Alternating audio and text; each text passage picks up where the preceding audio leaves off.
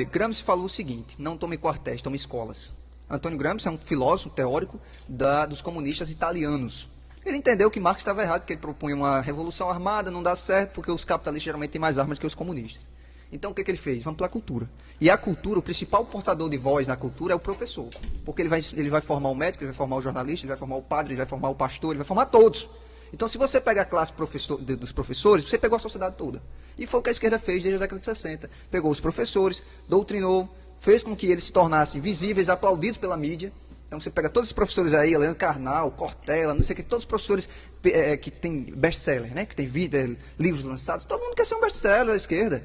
Então, os professores têm prestígio, porque é uma estratégia gramsciana, fazer com que porta-vozes se tornem conhecidos e aplaudidos. É o tal do beautiful people. Você pega pessoas bonitas da sociedade e eleva elas para que a massa a siga. E os professores tornaram isso. Então, o professor é militante porque há uma estratégia por trás. Não é porque ele seja mau ou bom, não. É porque ele faz parte de um contexto em que, se ele quiser ter ascensão na carreira, ele tem que se corromper. Ele tem que fazer com que a cabeça dele pare de funcionar da forma correta e vá pensar de forma marxista.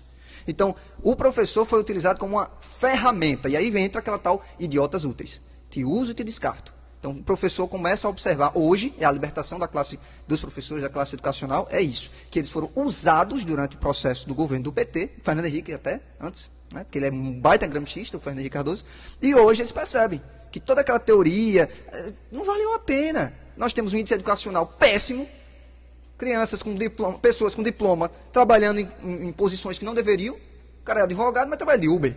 O cara é mestre não sei o quê, mas trabalha no carrinho de cachorro-quente. Então, isso é o quê? Fruto de uma educação pífia, método Paulo Freire.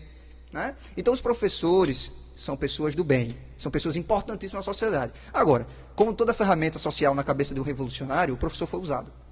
O professor vê todos, aliás, o revolucionário esquerdista, ele vê todo mundo como ferramenta. Ele vê o jogador de futebol como ferramenta, ele vê o médico como ferramenta, ele vê todos como ferramenta. Vou usar e vou descartar.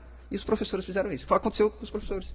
Foram usados pelos marxistas. Hoje eles não querem voltar, alguns não querem voltar atrás por vergonha.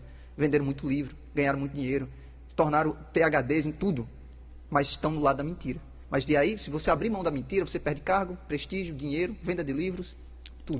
Mas dá para virar religioso também, vender livros religiosos. Se ele virar religioso e continuar marxista, além de ele garantir um espaço dele no inferno, ele continua sem público, porque o povo não acredita se não estiver condizente com a palavra de Deus.